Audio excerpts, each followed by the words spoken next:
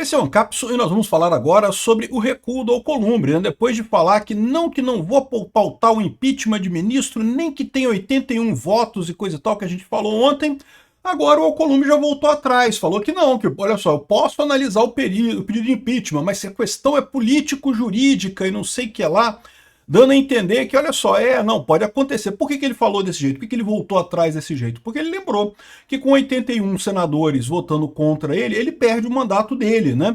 Então ele dizer que não vai pautar de jeito nenhum e coisa e tal, não é a solução. O que mostra nesse caso é que, de fato, tanto o Alcolumbre quanto o Hugo Mota estão emparedados. O Hugo Mota, por sua vez, encaminhou denúncias contra deputados que obstruíram o plenário, a corregedoria da Câmara, não porque vão investigar a conduta e não sei o que lá e coisa e tal, porque tem que punir os parlamentares que obstruíram. Eu já falei para vocês que isso é uma idiotice, porque a esquerda já fez isso inúmeras vezes no Congresso e nunca deu nada.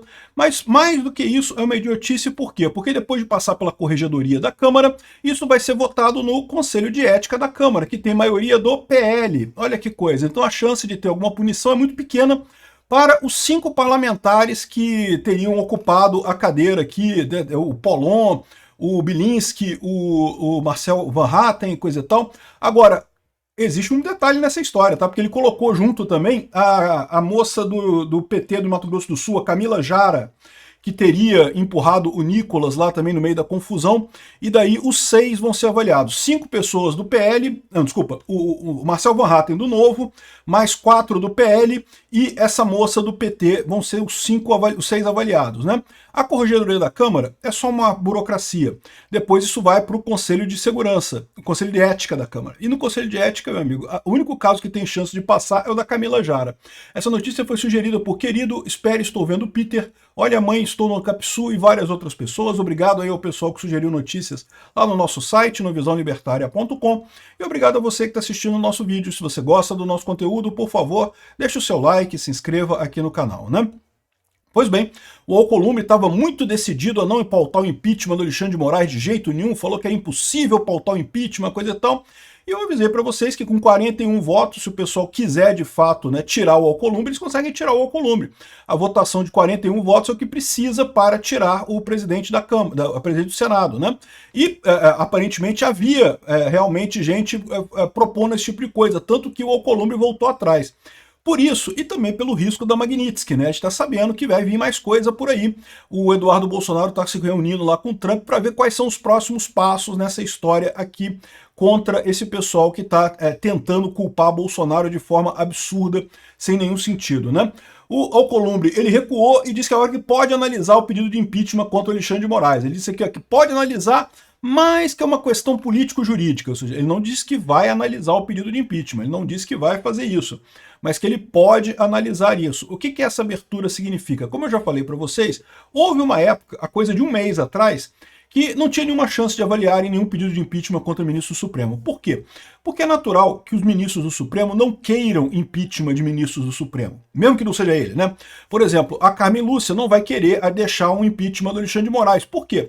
Porque uma vez que passou o primeiro impeachment de um ministro do STF, fica mais fácil para terem outros pedidos de impeachment mais adiante, né? Ou seja, isso enfraquece o STF como um todo, né? Qualquer ministro que seja empichado, independente de qual for, vai enfraquecer a posição de todos os outros ministros. Isso leva ao quê? Se você começar um impeachment no Senado, fatalmente alguém vai entrar com ação no STF contestando isso, o STF vai dizer que esse impeachment é ilegal e não ia passar de jeito nenhum.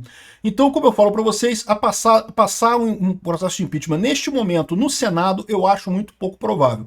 Talvez lá em 2027, quando a gente tiver a maioria folgada no Senado, a coisa mude de figura, mas neste momento, do jeito que está a coisa no Senado, nesse momento, poderia até iniciar o processo, já seria uma coisa positiva, como eu falei, porque quando começa o processo do impeachment de ministro do Supremo, o ministro já é afastado das suas funções para o período de investigação.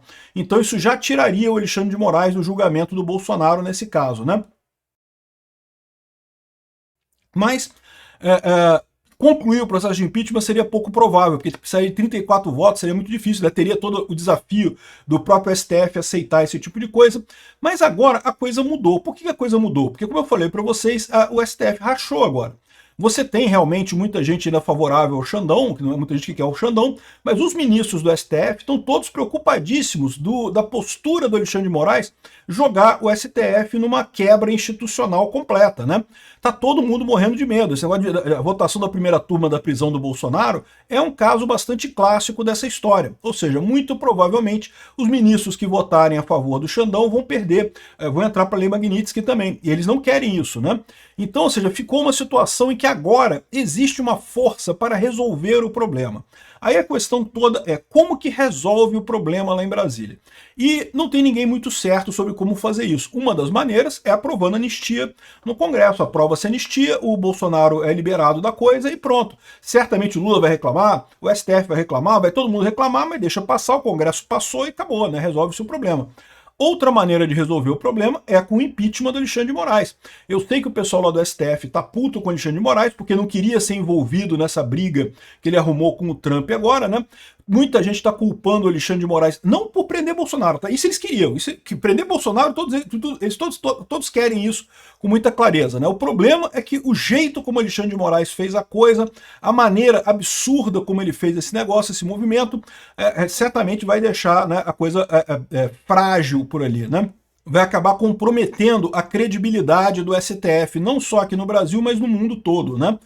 Por mais que o pessoal da esquerda esteja dizendo que não, que é um absurdo Trump usar Magnitsky no Alexandre de Moraes, não sei o que lá, na prática, qualquer um que pare e olhe a situação em si, vê que o Trump está certo nesse caso, que de fato o Alexandre de Moraes está forçando a barra nessa história toda e não tem como manter, não tem como levar isso na normalidade, né, do jeito normal, né?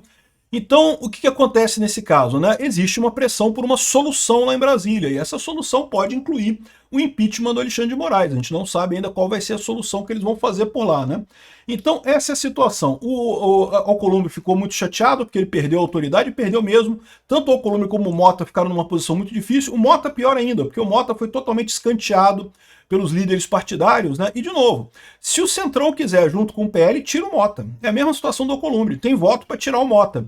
Então o Mota tem que ficar pianinho nessa história, né? Aí é lógico, o pessoal estava reclamando que ele tinha que punir os bolsonaristas e não sei o que lá, porque chamaram de golpe, não sei o que lá. Aí o Mota encaminhou as denúncias para a Corregedoria da Câmara, ou seja, isso aqui quer dizer que nada vai acontecer, porque vai ser feita a investigação, vai se chegar a Corregedoria da Câmara, ela apronta um relatório que tem que ser votado na Comissão de Ética da Câmara. A Comissão de Ética da Câmara tem ampla maioria da direita, então não vai ter problema nenhum, ninguém vai ser punido por isso. A única que corre o risco é justamente a do PT, que empurrou o Nicolas lá, né?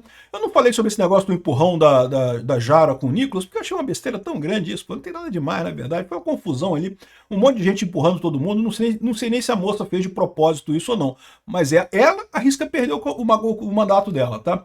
Enfim, a coisa então está se equilibrando de novo nisso daqui. Resta ver como é que vai ser o acordão lá em Brasília, porque do jeito que tá, não tem como ficar. Do jeito que tá um caos completo por lá. Todo mundo tá com medo de tudo. Tá o Mota e o Alcolumbre certamente com medo da Magnitsky, tá os outros ministros do STF com medo da Magnitsky também. Um monte de gente preocupada em como resolver esse problema. Qual vai ser a saída para isso? Vamos ver o que o pessoal vai aprontar nos próximos dias aí. Por enquanto, não tem saída nenhuma. Obrigado por assistir o vídeo até o final. Além de curtir, compartilhar e se inscrever no canal, considere se tornar patrocinador com valores a partir de R$ 1,99. Clique no botão Seja Membro abaixo para saber as condições e vantagens de patrocinar o canal.